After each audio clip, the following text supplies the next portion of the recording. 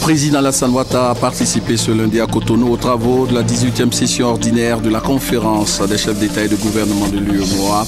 Au centre des préoccupations, l'application des politiques et réformes adoptées sur les plans institutionnels, macroéconomiques et sectoriels. La Banque mondiale apporte son expertise pour un meilleur fonctionnement de la couverture maladie universelle. Cette contribution vise à sensibiliser les décideurs sur les enjeux de cette politique humanitaire du gouvernement ivoirien. Dans ce 20h, lancement officiel d'une enquête sur le niveau de vie des ménages en Côte d'Ivoire. Les résultats permettront non seulement d'évaluer le niveau et les caractéristiques de la pauvreté dans notre pays, mais également d'aider les décideurs dans leur politique de planification. Les détails dans quelques instants. Voilà pour les principaux titres. Bonsoir, bienvenue dans cette demi-heure d'information et dans cette trentaine de minutes. Vous aurez, comme tous les lundis, le grand format proposé par le service politique de la rédaction, grand format consacré au projet emploi jeune appelé TIMO, travaux à haute intensité de main-d'œuvre, projet considéré comme une réponse au chômage des jeunes en Côte d'Ivoire. Dans ce 20h, vous entendrez des jeunes bénéficiaires de ce projet devenu réalité dans une quinzaine de minutes. Commençons par le retour au pays du chef de l'État. Le président Alassane Ouattara était à Cotonou au Bénin. Il a regagné Abidjan cet après-midi après avoir participé à la 18e session ordinaire de la conférence des chefs d'État et de gouvernement de l'UEMOA, l'Union économique et monétaire ouest-africaine. Il était accompagné de quelques membres du gouvernement. Le chef de l'État et sa délégation de retour à Abidjan ont été accueillis par le ministre chargé de la Défense, Paul Kofi. Cette 18e session, il faut le rappeler, s'est penchée sur le niveau d'application des politiques et réformes adoptées sur les plans institutionnels, macroéconomiques et sectoriels. Voilà. Et ce matin, dès son arrivée sur place à Cotonou, le président Alassane Ouattara a situé l'enjeu de cette 18e session ordinaire de la conférence des chefs d'État et de gouvernement de l'UEMOA. Il était au micro de notre envoyé spécial, Awa Touré. Les chefs d'État et de gouvernement de l'Union économique et monétaire ouest-africaine sont à Cotonou au Bénin pour se pencher sur les modalités d'application intégrale des tests communautaires. Le président de la République, Alassane Ouattara, est arrivé à l'aéroport international Cardinal Bernardin Gantin de Kadioun aux environs de 10h, heure locale, 9h, heure d'Abidjan. Le chef de l'État a été accueilli au bas de l'échelle de coupé par son homologue béninois, Thomas Yahi-Boni. Le président de la République s'est dit heureux d'être à Cotonou pour prendre part à la 18e session ordinaire de l'UEMOA. Un sommet qui pour lui se tient à un moment crucial. Ce sommet vient à un moment crucial au plan de l'intégration parce que nous venons au niveau de la CEDEAO d'adopter le tarif extérieur commun. Nous avons donc déjà au niveau de notre union avancé sur ce dossier. Les économies se portent de mieux en mieux dans la zone et bien évidemment la croissance est forte, notamment en Côte d'Ivoire où nous avons quasiment une croissance à 2 chiffres depuis 2012. Mais cela ne suffit pas. C'est par l'intégration que nous pouvons aider nos peuples à ressentir les effets de la croissance économique.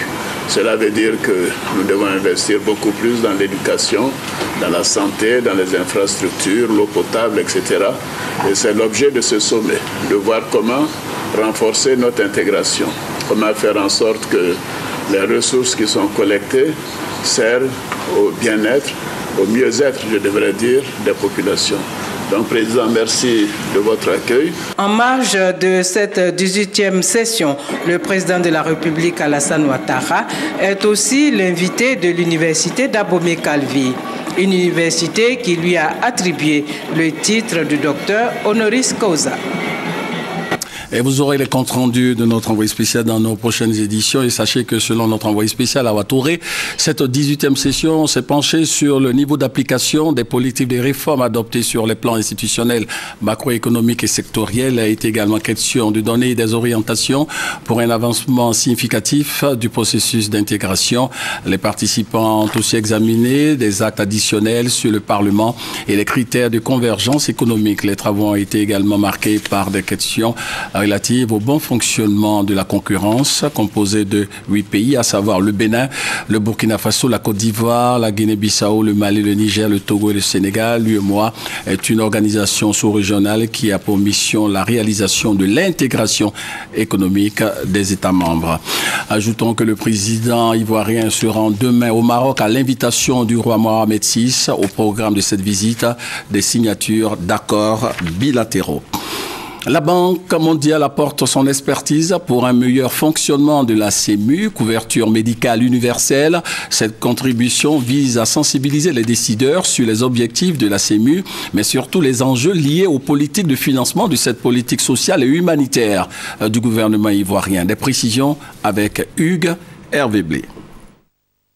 Avec ce séminaire de haut niveau, la Banque mondiale veut améliorer les connaissances et les capacités techniques des décideurs engagés activement dans la mise en œuvre de la couverture maladie universelle. La Banque mondiale participe ainsi au succès du projet cher au président de la République, Alassane Ouattara. Seront abordés avec les experts de l'institution les enjeux liés aux politiques de financement et d'espace fiscal, de gouvernance du système et de prestations de services. Ce séminaire, nous l'avons voulu technique et devra à ce titre permettre d'améliorer les connaissances et capacités techniques des acteurs pour la conception et la mise en œuvre d'options qui pourraient s'appliquer au contexte de la Côte d'Ivoire. Il y a aussi des défis qu'il va falloir anticiper, notamment en ce qui concerne la disponibilité des ressources, le paiement et l'utilisation efficiente des ressources, ainsi que d'autres questions fondamentales que les débats pourront mettre à jour. Le projet cher au président Alassane Ouattara a besoin d'être soutenu. L'implication de la Banque mondiale dans la réussite de sa mise en œuvre est donc appréciée par le Premier ministre. Daniel Kablan-Tunkan espère que l'exemple de l'institution fera tâche d'huile. Au total, ce sont près de 100 milliards de francs CFA que l'État de Côte d'Ivoire devra mobiliser pour la prise en charge des populations vulnérables. Vous conviendrez avec moi que la consolidation et la pérennisation du système de la couverture maladie universelle exigent le développement de mécanismes de financement innovants et la mobilisation de financements extérieurs nécessaires pour soutenir les charges récurrentes de l'État. Je voudrais donc pouvoir compter sur l'engagement résolu des partenaires techniques et financiers à nos côtés. Je voudrais particulièrement saluer la qualité des relations entre la Côte d'Ivoire et le groupe de la Banque mondiale. C'est en 2012 que la stratégie couverture maladie universelle CEMU a été élaborée. Son objectif, améliorer la couverture et la protection financière des Ivoiriens en cas de maladie. La première dame de Côte d'Ivoire, Dominique Ouattara, ambassadrice spéciale de l'ONU-SIDA, était récemment à Bengourou, dans la région de l'Indénié. Un séjour marqué par la visite du centre de protection maternelle et infantile de cette ville. Compte rendu, Viviane Agnimer.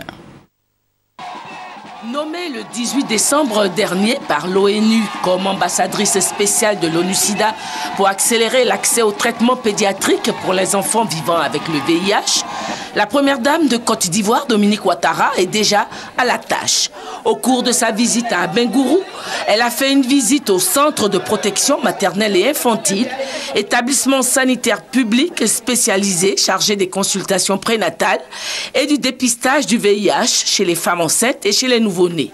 La zone d'Abengourou est une zone à fort taux de prévalence du VIH, mais le taux de contamination connaît depuis peu une stabilité, a expliqué la ministre de la Santé et de la lutte contre le sida, Raymond Goudou-Kofi. L'ambassadrice spéciale de l'ONU-SIDA était accompagnée du directeur pays de l'organisation, Sal Tamsir. Elle a offert un compteur CD4, appareil pour le dépistage du VIH au centre de santé, et elle a délivré un message de sensibilisation à la population présente en ce lieu. Mes chers sœurs, je voulais vous dire quelque chose de très important. Abengourou est la première ville et vous êtes la première établissement, la PMI, de ma première action en tant qu'ambassadeur spécial de l'ONU-SIDA. Je voulais vous le dire important. C'est par vous que je voulais commencer, pour vous prouver mon affection. Donc merci, merci de votre accueil. Je voudrais féliciter la PMI d'Aben Gourou. Vous avez de très bons résultats et cela veut dire que le personnel soignant fait très bien son travail. Et le message que je voudrais vous porter est celui-ci. Venez vous faire dépister. Venez voir si vous avez le sida. Et si vous avez le sida, comment ne pas le transmettre à vos enfants? Il faut aussi, comme l'a dit tout à l'heure Madame le ministre, que nous arrivions à convaincre vos époux qu'ils viennent se faire dépister. Aujourd'hui, avoir le sida n'est plus une fatalité. Ce n'est plus un problème. Il y a des médicaments contre cela et quand vous êtes soigné, vous pouvez vivre très longtemps et éviter de le transmettre à vos enfants. Donc mes chères sœurs, c'est le message que je voulais vous dire ce matin. Ambassadrice de l'ONU-SIDA, mais toujours femme de cœur, la première dame de Côte d'Ivoire a fait un don aux femmes qui sont traitées dans ce centre de santé dans le cadre du programme d'élimination de la transmission mère-enfant du VIH. Hier dimanche, la buanderie de l'hôpital général d'Abobo Sud est partie en fumée. Cet incendie a causé de nombreux dégâts constatés par une délégation du ministère de la Santé. Le point avec Grace Kando. La buanderie de l'hôpital général d'Abobo Sud est le lieu de stockage de tout le matériel du bloc opératoire. Hier dimanche 18 janvier, autour de 13 h, ce matériel est parti en fumée. Un jour après le déclenchement de l'incendie, le directeur de cabinet du ministre de la Santé et de la lutte contre le sida, le professeur Abdoulkader Keïta, a effectué une visite sur les lieux pour constater l'ampleur des dégâts. Nous constatons vraiment que nous avons frôlé la catastrophe parce que cet incendie aurait pu être beaucoup plus grave. Vous savez qu'il y a le bloc opératoire à côté et là c'est les suites de couches où il y a des accouchés, des césarisés qui sont couchés là et même là il y avait le bureau du médecin responsable du service de suite de couches. Je pense que si l'incendie avait évolué davantage, ça allait être vraiment catastrophique, ça allait être un vrai drame. Nos services techniques sont déjà sur place et je viens de parler avec les directeurs des infrastructures et je crois que les dispositions seront prises rapidement pour que la buanderie soit refaite et rétablie. L'hôpital général d'Abobo Sud est situé à proximité d'un marché. Selon les responsables de l'hôpital, les branchements harnachiques seraient à l'origine de ce sinistre. Il y a un fil d'électricité qui a pris feu et étant donné que les magasins se sont installés sur le mur de l'hôpital, forcément dès que les flammes ont déclenché là-bas, aussitôt l'hôpital a été atteint. Et bon, la buanderie est partie complètement en fumée. Le cri de cœur, c'est qu'ils essaient d'assainir au moins l'accessibilité de l'hôpital. Vous imaginez, à chaque fois pour entrer dans l'hôpital, pour faire des évacuations, l'entrée obstruée, c'est difficile. Il faut qu'on dégage tous les magasins qui sont autour de l'hôpital. En attendant que des dispositions soient prises, le bloc opératoire de l'hôpital général d'Abobo Sud a cessé toute activité. L'actualité nationale, c'est aussi l'installation d'un comité ivoirien de normalisation qui a pour entre autres objectif d'inverser une tendance jugée négative. Sachez que sur 5000 entreprises en Côte d'Ivoire, seules 150 sont certifiées. En outre, on ne dénombre que 5 organismes de normalisation et seulement 80 auditeurs agréés en Côte d'Ivoire. Il faut donc inverser cette tendance. C'est la mission essentielle du nouveau comité ivoirien de normalisation. Les 14 membres de ce comité sont officiellement installés par le ministre de l'Industrie et des Mines. Par cet acte, Jean-Claude Brou réaffirme la volonté de la Côte d'Ivoire de faire du secteur privé le principal levier de son développement économique. Dans un environnement international marqué par la globalisation des échanges, la réduction des barrières tarifaires, l'entrée en vigueur de l'accord de partenariat économique APE, avec des marchés de plus en plus exigeants, la qualité et la normalisation constituent des instruments essentiels. Les normes et la qualité sont pour ainsi dire des éléments clés d'appui à la compétitivité des produits locaux. Face à ces enjeux, le comité ivoirien de normalisation s'est dit déterminé à relever tous les défis. Il s'agit notamment de la contribution au bien-être de la population par le suivi rigoureux du contrôle de l'application des normes rendues d'application obligatoire, de la promotion de la culture qualité au sein de l'administration publique, des entreprises privées et de la population ivoirienne dans son ensemble, du suivi de l'élaboration des normes dans les domaines sensibles tels que la protection de l'environnement, les nouvelles technologies, la santé, le BTP et la facilitation du commerce international. Le nouveau dispositif va surtout se charger d'élaborer la politique nationale de la qualité, entre autres par l'homologation des normes nationales et la mise en œuvre des moyens de contrôle des produits destinés au grand public. Chacun des membres du comité a reçu un kit de mission. Voilà, c'était le reportage de l'ancien Bakayoko rendu par Noël Niagno. La diaspora ivoirienne face aux défis de l'émergence. C'est le thème de la deuxième édition du Forum international organisé par le CPC, le Centre de promotion des investissements en Côte d'Ivoire. Avant l'ouverture de ce forum prévu le 2 février prochain, le directeur général de ce centre est revenu sur l'importance de la contribution des Ivoiriens de l'étranger dans l'atteinte de l'émergence en 2020. Noël Niagno. Les Ivoiriens de l'étranger, c'est une population estimée à plus d'1 million de personnes, 5,4% de la population ivoirienne. Leur savoir et leur savoir-faire capitalisés durant leur séjour à l'étranger sont des opportunités à exploiter. Ce que nous voyons de la diaspora, c'est d'abord le mental, c'est d'abord le comportement, c'est d'abord la connaissance, c'est d'abord l'expérience. Aujourd'hui, l'expérience, le vécu de quelqu'un amène une expertise nouvelle. La manière dont la personne perçoit un problème social a un raisonnement, apporte quelque chose. Et aujourd'hui, l'un des défis que nous avons de l'émergence, c'est pas seulement la croissance économique, c'est pas les infrastructures, mais c'est aussi la mentalité. Le CPC, Centre de promotion des investissements en Côte d'Ivoire, a décidé de leur offrir une plateforme dénommée Diaspora for Growth, Diaspora pour la croissance. Tout un discours. Les 2-3 février prochains, ces Ivoiriens de l'étranger, plus de 300 inscrits à ce jour pour une attente fixée à 500, auront droit à 4 panels et vont également découvrir les opportunités d'investissement en Côte d'Ivoire. Enfin, ces Ivoiriens de l'étranger vont échanger avec les autorités pour connaître leurs attentes et préoccupations. On en vient maintenant à cette enquête sur le niveau de vie des ménages en Côte d'Ivoire lancée officiellement ce lundi par le ministre du Plan et du Développement.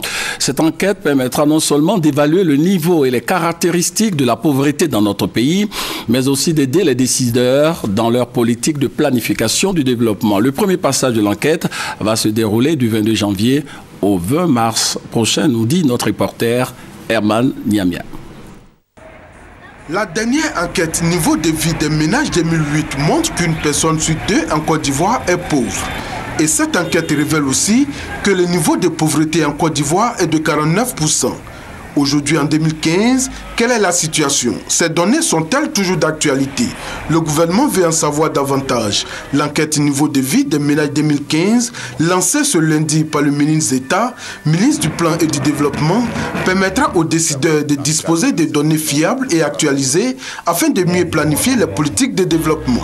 C'est une enquête importante qui vient ici donner les moyens à l'État de réaliser la croissance inclusive, c'est-à-dire accompagner donc la croissance économique d'une série d'actions qui prennent en compte les plus faibles parmi nous, les plus vulnérables, qui remontent un peu leur niveau de vie et qui les assistent. C'est l'Institut national de la statistique, INS, qui a en charge cette opération. L'enquête porte sur près de 13 000 ménages répartis sur l'ensemble du territoire national. Nos agents, qui seront dans 60 équipes de 4 personnes, vont sillonner les ménages qui ont été tirés par sondage. Ça veut dire quoi? Ça veut dire que ce n'est pas l'ensemble de la population de la Côte d'Ivoire qui va être interrogée. Nous avons fait un échantillon par des méthodes statistiques qui nous ont permis de sélectionner près de 13 000 ménages. Cette enquête, la 12e du genre en Côte d'Ivoire depuis la première en 1979, va durer 54 jours. Elle démarre effectivement ce jeudi 22 janvier pour s'achever le 20 mars prochain. Le ministre d'État, ministre du Plan et du Développement, invite les populations à réserver un bon accueil aux agents enquêteurs et les assure que cette enquête n'a rien de politique.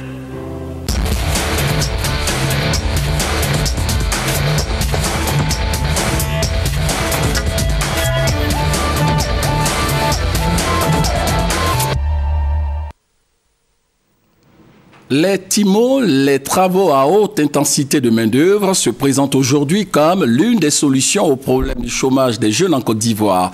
Ce projet vise l'amélioration de l'employabilité et l'insertion de jeunes dans le tissu socio-économique. Plusieurs d'entre eux ont déjà été recrutés dans la mise en œuvre des TIMO et tiennent aujourd'hui plusieurs activités. Dans ce grand format, nous nous intéresserons aux jeunes des communes d'Abobo et d'Aniama dans le district d'Abidjan. Gros plan sur le fonctionnement du programme dans ce grand format proposé par le service politique de la rédaction avec Gabriel Zanilou. Le projet des travaux à haute intensité de main-d'œuvre TIMO, dans lequel évolue depuis 5 mois Rachel, est en phase de s'achever. Mais la jeune femme célibataire et mère d'un enfant est déjà installée à son propre compte. Elle a reçu un financement pour ouvrir son commerce de vente de porc dans ce quartier d'Abobo, à Nokwa 3. Je vendais un produit qu'on appelait ananas séché dans les rues. Et c'est de là que j'ai entendu parler de la plateforme. C'est ainsi que je suis allée me renseigner là-bas et j'ai pris tous les renseignements possibles. Je me suis fait inscrire tout ça là. Et par rapport à ça, il y a eu un tirage au sort. Et par la grâce de Dieu, j'ai tiré un bon numéro. Et c'est ce qui a fait que je me suis insérée dans le projet TIMO, que présentement, je suis dedans même. Installée il y a seulement 3 semaines, Rachel nourrit de grandes ambitions. Pendant ce projet, la plateforme nous a dit que ceux qui sont présentement en activité, on a besoin d'eux pour les financer. Et c'est là que je suis allée me faire inscrire. Et de là, ils m'ont financé une somme de 150 000 francs. Et aujourd'hui, vraiment, cette somme m'a aidée. Et ça fait qu'avant, je prenais la marchandise au grand marché. Mais maintenant, je vais au port. J'ai même un congélateur quand j'enlève que je conserve à la maison. Étendre l'activité est devenu l'objectif principal de la jeune femme. À l'exemple de Jean-Jacques Etienne, titulaire d'un BTS, il est inscrit dans le même projet. Aujourd'hui, Etienne est éleveur de lapins à Anyama. Lorsqu'on commence une activité, d'abord, il faut avoir une base. Et je pense que c'est un acquis parce qu'avec le prêt, il faut d'abord rembourser afin de pouvoir se relancer. Donc, pour le moment, on ne peut pas dire qu'on a fait des bénéfices, mais avec la base, je crois bien qu'on pourra aller loin pour pouvoir fructifier ce qu'on a. 220 jeunes sont inscrits dans ce projet C2D, contrat de désendettement, de développement TIMO. Tous sont suivis par la plateforme de services d'Abobo Anyama, financée à plus de 60 millions de francs CFA par l'Agence française de développement. Un tirage au sort qu'on organise pour donner la chance à tout le monde. Les jeunes retenus font d'abord une visite médicale pour déclarer aptes ceux qui le sont, inaptes ceux qui sont inaptes. Et puis ensuite, nous faisons une vaccination contre la fièvre typhoïde, contre la méningite. Et puis après, nous mettons les jeunes en activité. L'insertion socio-économique des jeunes à travers le projet CE2D Emploi est financé à hauteur de 10 milliards de francs CFA par l'État français et piloté par le gouvernement ivoirien via la plateforme de services de Côte d'Ivoire. La section de la plateforme située à Abobo est appuyée par les mairies des communes d'Abobo et d'Anyama. Cette section s'emploie à sortir de nombreux jeunes de la précarité de façon durable. Nous courons vers l'insertion durable du jeune en le formant à l'esprit d'entrepreneuriat. C'est-à-dire comment trouver une idée de projet, comment créer une entreprise, comment gérer une entreprise pour ceux qui en ont ou pour ceux qui vont créer demain. Un autre financement de 60 millions de francs CFA vient d'être accordé par la Banque africaine de développement à la plateforme d'Abobo Anyama. Dans ce nouveau projet dénommé BAD TIMO, 115 jeunes ont reçu des équipements de protection et de prestations de services pour débuter dans les communes d'Abidjan des travaux d'utilité publique. Après le bac, moi j'ai eu une formation et j'ai voulu m'installer à mon propre compte. Donc quand j'ai entendu l'histoire de ce projet, je me suis lancé dedans et par la grâce de Dieu, j'ai été retenu. Et je compte m'installer à mon propre compte. La remise des équipements aux bénéficiaires a été l'occasion pour les représentants municipaux d'appeler les jeunes à plus de responsabilités dans le travail. C'est un seul point qui nous intéresse, le fait d'être responsable. On vous a appris beaucoup de choses, beaucoup de techniques de la gestion, mettez ça en application. Vous pouvez avoir des difficultés, ils sont là, venez vous informer, venez encore vous former toujours. Ces jeunes vont bénéficier d'appui pour la création de leurs activités génératrices de revenus, AGR.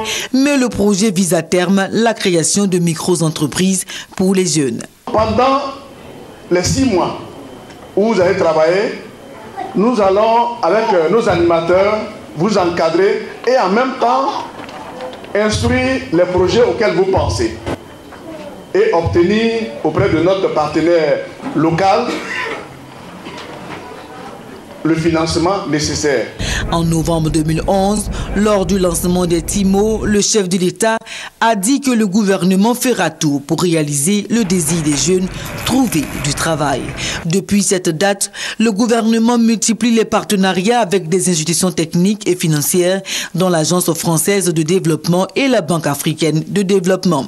Le gouvernement ambitionne aussi de créer dans un cours de lait une structure unique. Objectif, concentrer tous les efforts en matière de lutte contre le chômage et centraliser toutes les ressources provenant autant de l'État que des bailleurs de fonds. Voilà, c'était le grand format avec Zanilou Gabriel. La communauté musulmane de la ville d'Adiaké a commémoré la naissance du prophète de l'islam, occasion pour les fidèles musulmans de communier avec les autorités municipales et plusieurs cadres du pays venus célébrer le Maoulid placé sous le signe de la cohésion sociale. Mamadou Kwasi. La communauté musulmane d'Adiaké a célébré le Maouloud qui marque la naissance du prophète Mahomet, prophète de l'islam.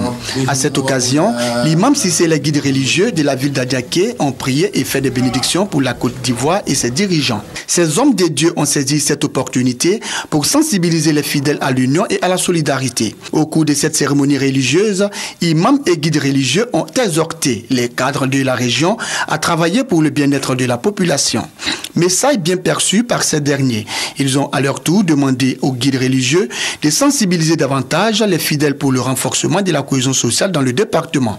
Le parrain de la cérémonie, Sidiki Konaté, a invité la communauté musulmane à multiplier prières et adorations afin que le chef de l'État et son gouvernement achèvent les chantiers de développement ouverts sur l'ensemble du territoire national. Au cours de cette cérémonie de commémoration de la naissance du prophète Mahomet, plusieurs dons ont été faits par le maire de la ville d'Adiaké, Yacouba Insié, au nom du président de la République, Alassane Ouattara.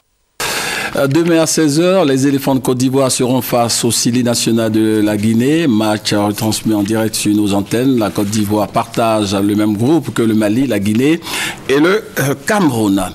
Merci de nous avoir suivis. Rappelons que le chef de l'État est de retour au pays. Le président Alassane Ouattara était à Cotonou au Bénin. Il a donc regagné Abidjan cet après-midi après avoir participé à la 18e session ordinaire de la conférence des chefs d'État et de gouvernement de l'UEMOA, l'Union économique et monétaire ouest-africaine.